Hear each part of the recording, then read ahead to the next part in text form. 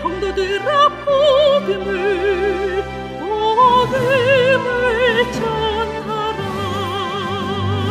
성도들아 복음을 전하라. 이 마을에서 저 마을로 성도들아 복음을 전하라. 복음 속히 전하라. 이 시간은 시대소망 두 번째 시간입니다. 지난 시간에 우리는 시대소망 1장을 공부하면서 영원한 복음이신 예수님께서 이 땅에 오셔서 우리를 구원하실 때 우리가 영원히 하나님과 함께 사는 하나님의 친자식이 되었다고 하는 이런 얘기. 1장에서 우리가 이 말씀 나눌 때 여러분 가슴이 벅차지 않았습니까? 저는 옛날부터 이 시대소망 1장을 보면서 큰 구원을 보게 되었고, 예수님이 이 땅에 오셔서 그냥 우리를 죄로부터 구원해서 하늘에 데려간다, 이 정도로 복음을 이해를 했지만, 사도 바울이 로마서를 통해서 신약 성경을 통해서 전하시는 그 예수 그리스도가 우리에게 영원한 복음이 되신다고 하는 그 의미가 무엇인지를 저는 이 시대소망 1장에서 참 깊이 보게 됐어요. 시대소망 1장에 예수 그리스도는 원래 아버지와 하나이셨다. 그래서 하나님이 오해를 받고 있는 이 세상과 우주 거민들 앞에 하나님이 어떤 분인가를 가장 잘 드러내서 보여주실 수 있는 분은 하나님과 하나이셨던 그분만이 그 일을 하실 수 있었잖아요. 그래서 예수 그리스도는 하나님의 생각을 들을 수 있는 말씀이셨다, 이렇게 기록했죠. 하나님의 생각이 하나님의 말씀을 통해서 우리에게 말씀하실 때 우리가 그분의 생각을 알 수 있잖아요. 예수님은 하나님의 생각을 들을 수 있도록 한 말씀이셨다. 원래 그랬습니다. 그래서 요한복음 1장 1절에 보면 태초에 말씀이 계시니라. 이 말씀이 하나님과 함께 계셨으니 이 말씀은 곧 하나님이시라, 이렇게 예수님을 소개하잖아요. 그 말씀이 육신을 입고 우리 가운데 오셨다는 것을 14절에서 기록하고 있어요. 그 예수님이 이제 이 땅에 오셨단 말이에요. 그 예수님이 이 땅에 오시는 소식을 전하기 위해서 하나님께서는 한 민족을 선택하셨습니다. 그러니까 이번에 우리가 시대소망을 공부하는 것은 지금으로부터 약 2000년 전으로 거슬러 올라가야 합니다. 창조의 하나님이 우리 죄인을 구하러 이 땅에 오신다는 이 복음, 이 복된 소식이 어떤 예언도 없이 예고도 없이 그냥 어느 날 어느 곳에 나타나신 게 아니다, 이 말이에요. 4000년 동안 이스라엘 민족들에게 예수 그리스도가 이 땅에 오실 것을 계속 가르쳐 왔습니다. 구전으로 가르치다가 2500년이 지난 이후에 모세를 통해서 성경을 기록하게 하시고 선지자들을 통해서 성경을 기록하게 하셔서 예수님이 이 땅에 오시기 전까지 메시아가 이 땅에 오신다고 하는 소식을 계속 이 땅에 전해야 됐었어요. 그 일을 하기 위해서 하나님께서는 한 백성을 선택하시고 그 백성에게 이 예수님을 맞이할 수 있는 준비를 다 시켜주셨어요. 그래서 시대소망에는 예수님의 초림부터 성천까지의 모든 과정을 다 일목요연하게 기록한 책이에요. 그러니까 우리가 예수님을 공부할 수 있는 가장 좋은 책은 물론 성경이지만 시대의 소망이 특히 예수님의 전체적인 얘기를 담고 있는 책이에요. 그러니까 우리가 이번에 시대 소망을 공부할 때에 우리의 관심의 초점이 예수님이어야 하고 그 예수님이 이 땅에 왜 오셨고 우리에게 무슨 본을 보여주시기 원하셨고 우리를 구원하셔서 그분이 하늘에 데려갈 때 우리를 어떤 자리에 갖다 놓으실 것인가. 이 큰 복음, 영원한 복음, 그 복음이신 예수 그리스도, 이분을 공부하는데 여러분 관심을 가지시고 이번에 집중적으로 연구에 들어가시기 바랍니다. 우리가 그동안에 시대소망 많이 읽었을 거예요. 우리 재림교인들은 시대소망 모르는 사람 없어요. 가장 우리 재림 성도들에게 많이 읽혀지는 책이고 영적으로 깨어있는 사람들이 영적 교제를 나누기 위해서 예수님 얘기를 하기를 원할 때에 시대소망 책을 가지고 영적 친교의 교재로 사용을 해서 소그룹 모여서 우리가 그 예수님 배우는 공부를 얼마나 많이 했습니까? 그런데 우리가 예수님 공부를 했다고 해서 예수님을 내 안에 영접해서 예수님으로 인하여 살아가는 그 믿음이 그 말씀에서 만나지지 아니하면 우리는 공부를 해도 수박 끄달기로 한 것이에요. 그래서 옛날에 유대 민족들이 예언을 가지고 있었고 율법을 가지고 있었고 거룩한 제사 제도를 가지고 그들이 날마다 양을 잡아 제사를 드리고 율법책을 읽고 공부하고 지키고 산다고 했지만 그들이 그 말씀을 그들의 마음속에 받아들여서 그 말씀이 주는 생명을 먹고 말씀으로 살아가는 참된 순종이 없었을 때에 그들은 그 말씀의 의미를 이해하지 못하고 오해했지 않습니까? 그래서 결국은 예수님의 초림을 맞이해야 될 백성들이 예수님이 이 땅에 오셨을 때 그들의 손에 의해서 예수님이 십자가에 돌아가셨어요.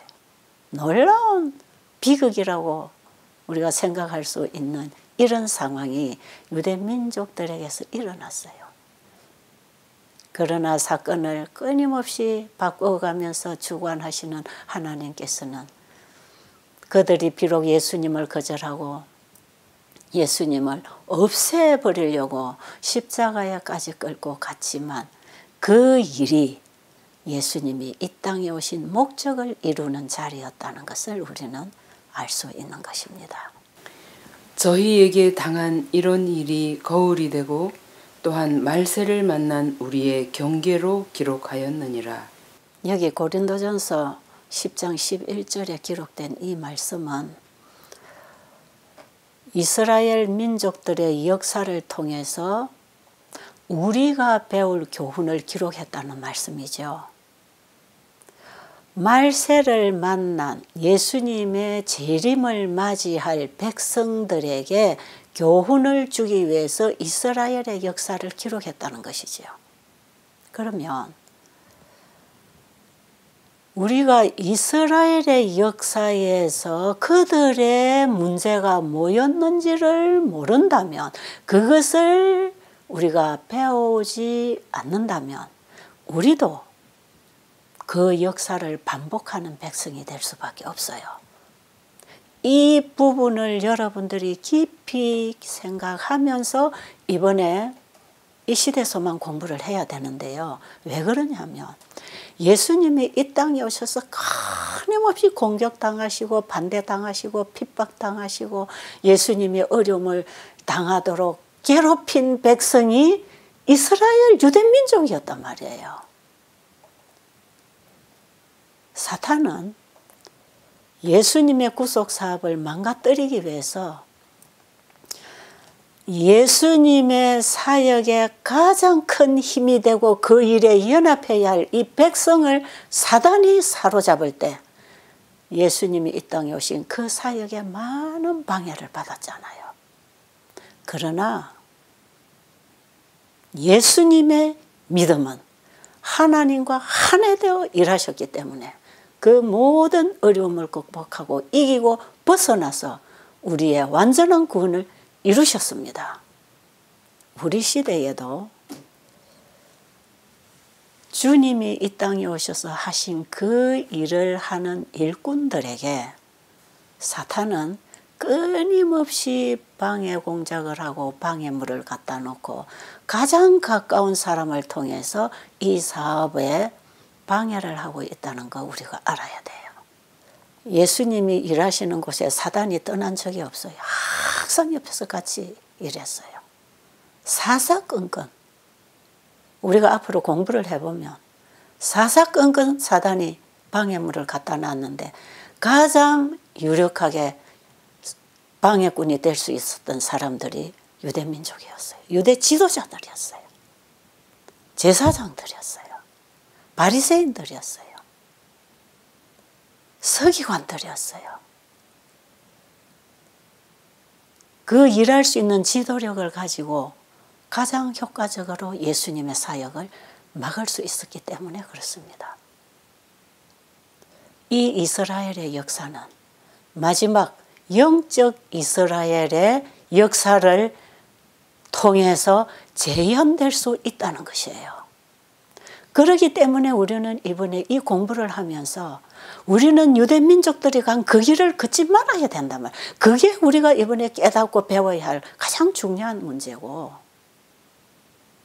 그 다음에 이런 과정 속에서도 예수님은 오직 아버지를 의지하는 믿음을 통해서 자신을 아버지께 온전히 드림으로 아버지가 예수님을 통하여 일하심으로 승리할 수 있었던 그 예수 믿음을 우리가 받아야 된다 이 말이죠. 하늘에서부터 사단이 대쟁투를 일으킨 그 대쟁투의 초점이 뭡니까? 하나님의 율법이에요. 하나님의 율법이 안식일이었습니다. 우리가 지금 모세를 통해 받은 10계명은 10계명이 있잖아요. 근데 하늘에서는 그 9개가 필요 없었어요. 살인하지 말라, 간음하지 말라 이런 거 필요 없어요. 우상을 섬기지 말라 그것도 필요 없어요. 다만 안식일 계명을 제대로 지키면 그들은 지금 우리가 지키고 있는 이 조항들은 그 하나의 계명 안에 다 포함돼서 연결돼서 되어지는 것이기 때문에 그런 주의를 줄 수 있는 계명은 필요가 없었어요. 그들은 타락하지 않았기 때문에 살인할 마음도 없어요. 도둑질할 정신도 없어요. 간음할 정신도 없어요. 그들은 하나님의 품성을 받아서 창조되었기 때문에 그저 그들은 사랑만이 있었습니다. 이타적인 사랑. 그 의. 이것이 하나님과의 믿음의 관계를 통해서 그분의 말씀에 순종하고 사는 동안에는 영원한 의고 영원한 생명이었습니다. 그래서 에덴 동산에서 창조 사업과 함께 안식일 계명을 세워주셨다는 것은 하나님과 우리가 영원히 하나로 살아가는 사랑의 대순환 속에서 우리가 살 수 있는 존재로 하나님이 창조하시고 그 하나의 법을 주셨는데 그게 안식일 계명이단 말이에요. 그러니까 사단이 안식일의 계명을 공격했던 것은 하나님과 우리 사이의 관계를 끊어버리기 위해서 그 안식일 율법을 공격했다 이 말이에요. 그리고 예수님이 이 땅에 오신 것은 바로 그 안식일을 회복시켜 주시기 위해서 오셨다 그랬죠. 이 부분이 우리가 성경 전체를 보고 우리의 전 일생을 놓고 거기에 초점을 두고 살아야 되고 그 비밀을 알아야 되고 그것을 알아야 예수님이 왜 오셨는지를 알 것이고 사단이 공격하는 것이 뭔지를 우리가 알게 돼 있기 때문에 하늘에서부터 무너진 율법이 뭔지 이걸 우리가 공부를 하는 게 중요해요. 그래서 제가 이번에 15기 세미나를 하면서 매 안식일마다 우리가 예수를 믿음으로 말미암아 다시 잃어버린 하늘의 그 에덴의 안식일을 회복한다는 복음을 계속 전했지 않습니까? 예수님이 이 땅에 오셔서 바로 그 에덴의 안식일을 회복하는 그 일이 우리의 실질적인 몸과 마음의 회복을 주시는 일로 증거하시면서 에덴의 안식일을 회복시켜 주러 오신 예수님 자신을 드러내신 것이에요.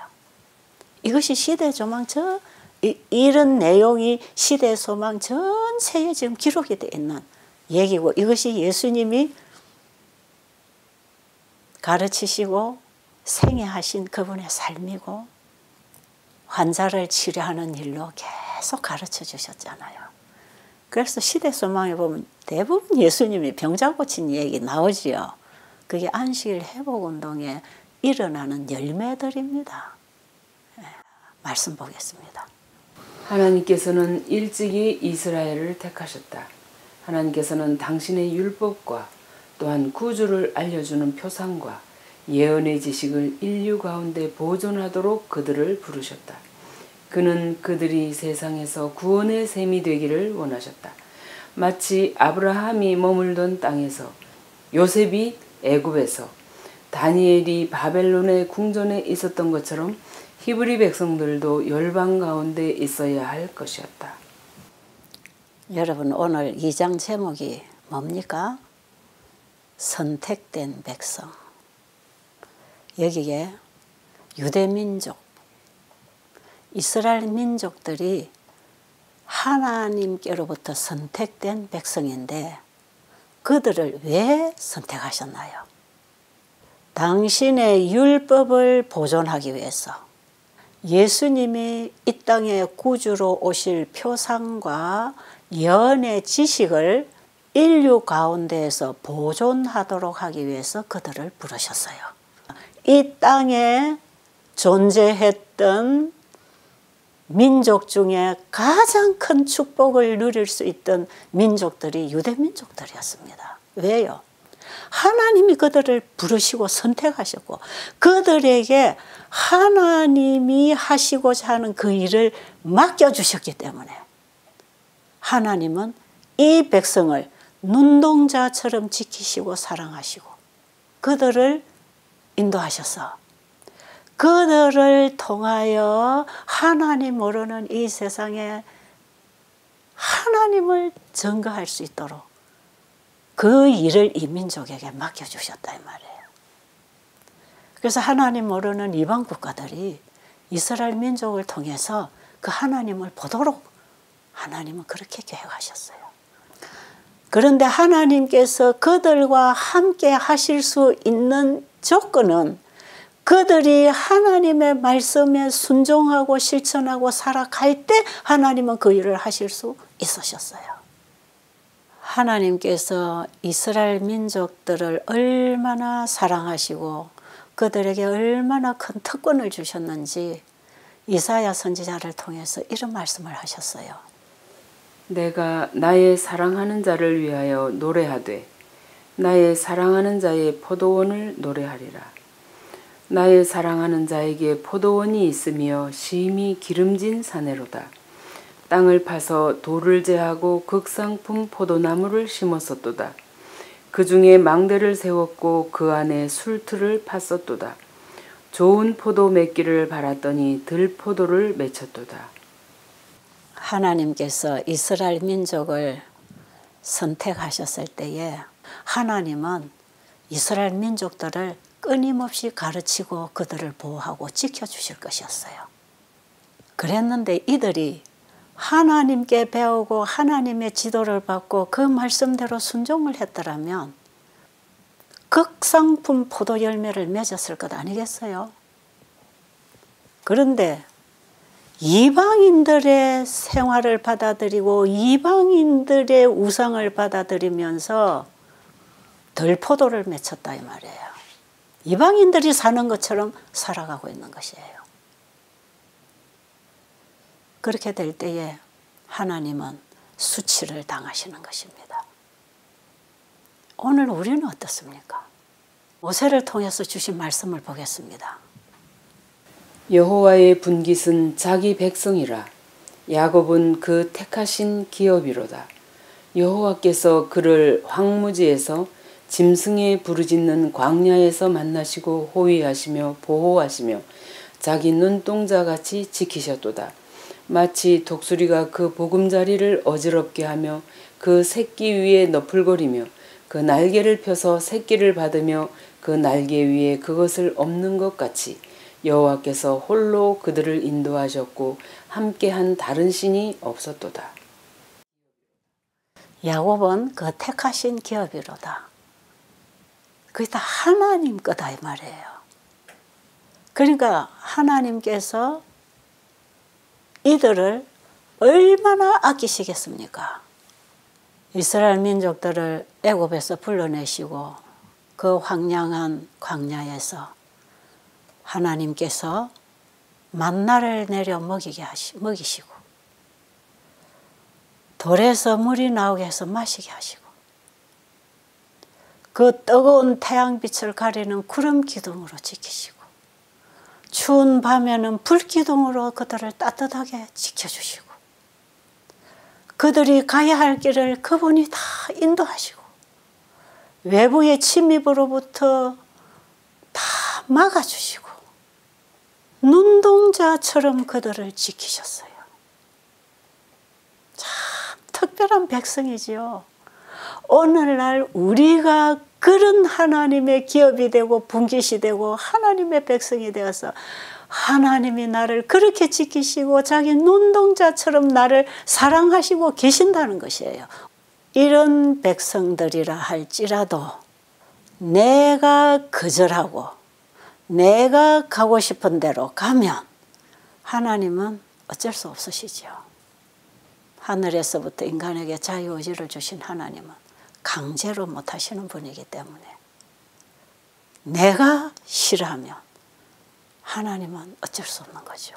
결국 하나님이 우리를 포기하시는 게 아니라 우리가 하나님을 포기할 때 하나님도 어쩔 수 없어서 포기되시는 것이에요.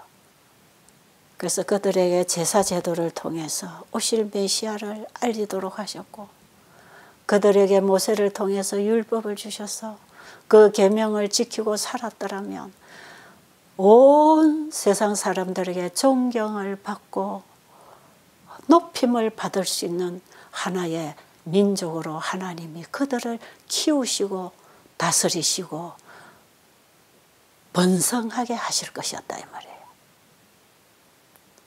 그래서 여러분 우리가 이스라엘의 역사를 보면 어린 나이에 왕이 된 솔로몬이 겸손하게 하나님 앞에 백성들을 잘 다스릴 수 있는 지혜를 하나님 앞에 구했을 때에 하나님께서는 솔로몬에게 지혜만 주신 게 아니라 그 지혜로 다스릴 때에 따라오는 부와 영광을 다 같이 따라서 주셨어요.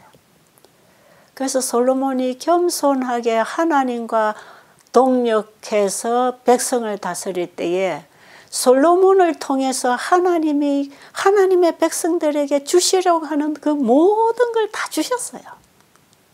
그때에 주변 국가의 왕들도 솔로몬에게 와서 자문을 구해야 되고 그래서 주변 국가들로부터 조공을 받아서 이스라엘 국가가 얼마나 부자가 됐습니까?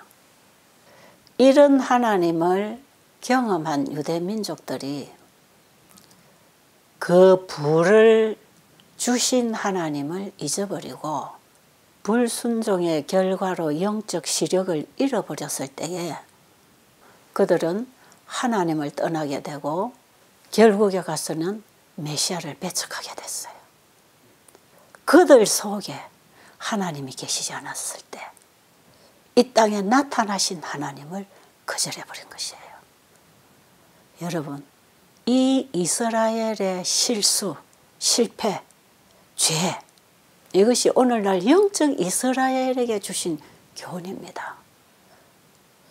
오늘날 영적 이스라엘인 우리에게 하나님이 맡기신 율법이 있고 하나님이 이스라엘 민족을 통해서 보여주신 그 성소 기별이 있고 그 기별을 온 땅에 전해야 할 이 백성들이 받은 사명이 있어요. 이게 셋째 천사 기별의 사명입니다.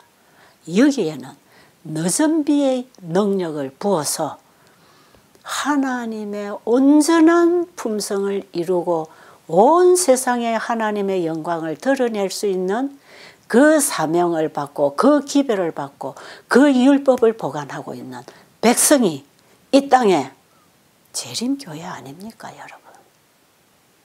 지금 이 얘기를 여러분들은 이해하고 계시지요? 그런데 지금 우리의 상태는 어떻습니까? 하나님의 율법을 우리의 가슴 속에 새기고 보관해서 그 율법의 빛이 순종을 통해서 우리의 삶을 통해서 증거되어서 이방인들이 저 백성들은 도대체 어떤 백성이기에 저런 말을 하고 저런 일을 하고 저렇게 살아갈 수 있는가? 우리는 이 시대에 그런 백성으로 일어나야 될 사람들이에요. 이것이 바로 하나님의 계명을 지키며 예수의 증거를 가진 자들로서 마지막 재림을 맞이할 성도가 되는 것입니다. 그런데 이스라엘 민족들은 현세적 위대함에 그들의 관심을 고정하고 있었기 때문에 가나안에 들어간 때로부터 하나님의 계명을 버리고 세상 사람들이 가지고 있는 그 부와 아름다움과 그들의 생활 습관을 다 받아들이게 되면서 우상 숭배까지 다 받아들여서 결국은 하나님을 버린 결과로 그 민족의 역사가 예수님이 초림하실 때까지 이어져 왔던 것이에요.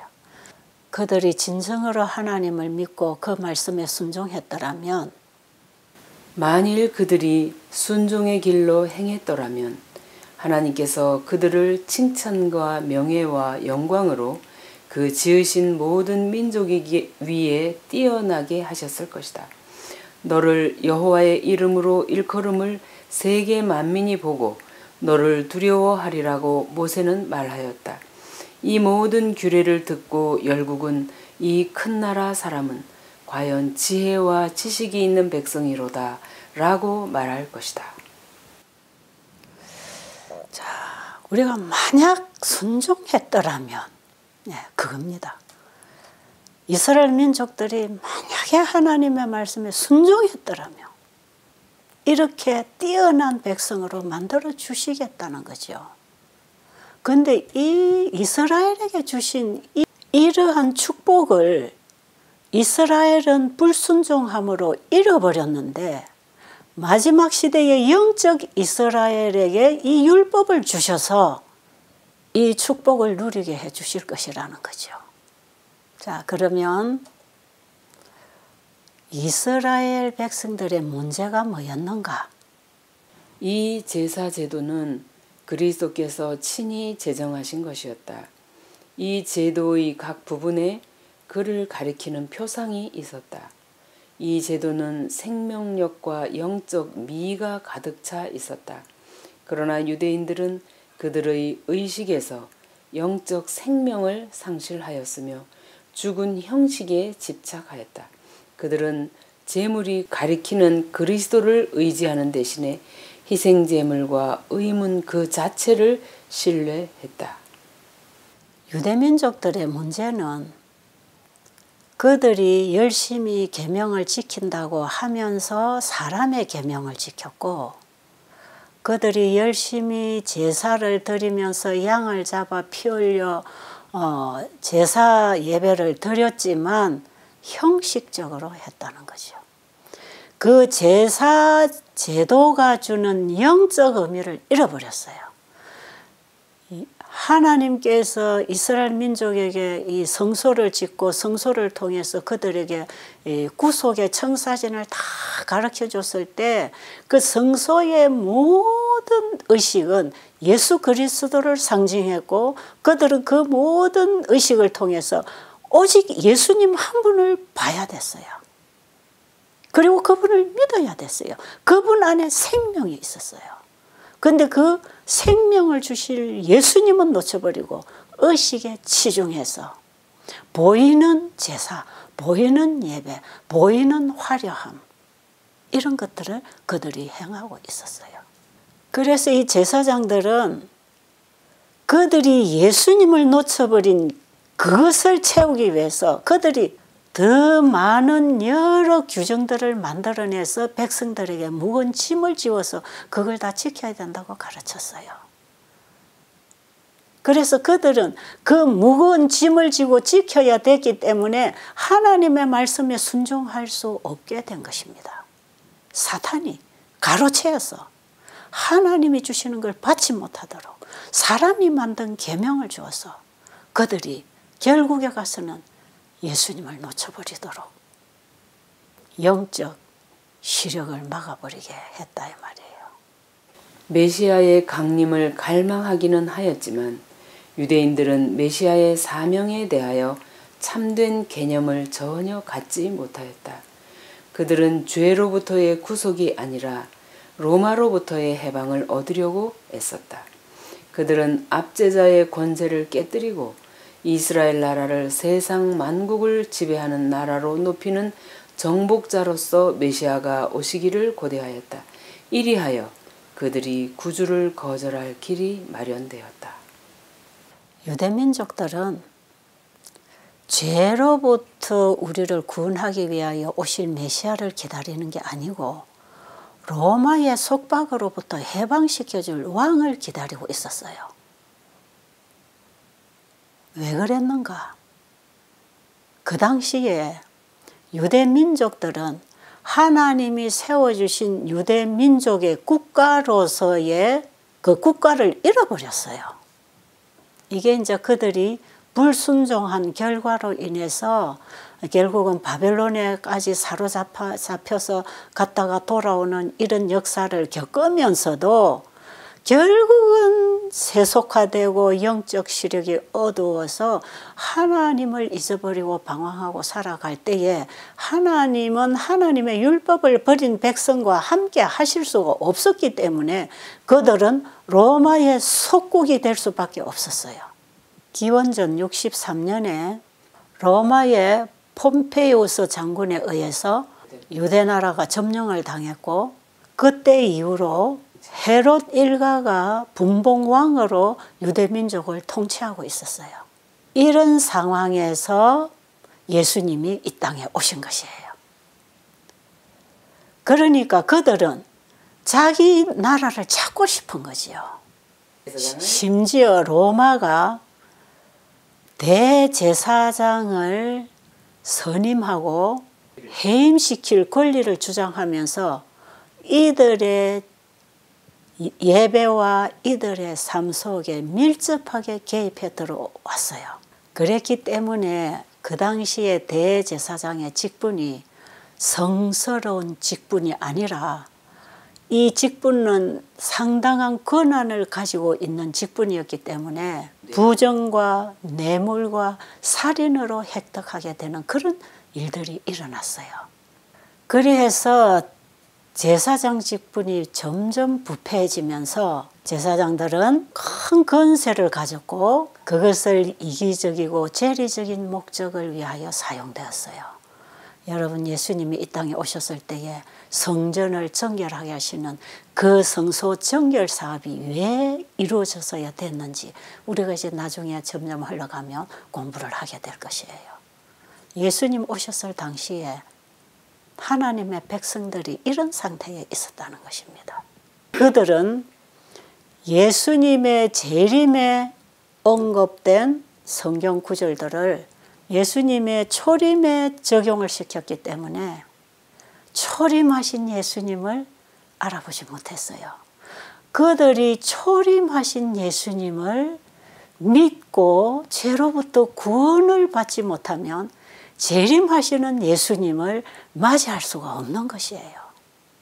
지금 우리도 초림하신 그 예수님이 우리를 위하여 십자가의 고난을 당하셔야 할 그분을 따라 그리스도와 함께 고난에 참여할 때 그리스도가 재림하실 때 그 영광에 참여할 것인데 예수님과 함께 죽지 않고 예수님과 함께 영원히 살 궁리만 하고 있지 않습니까? 지금 우리는 어떻습니까?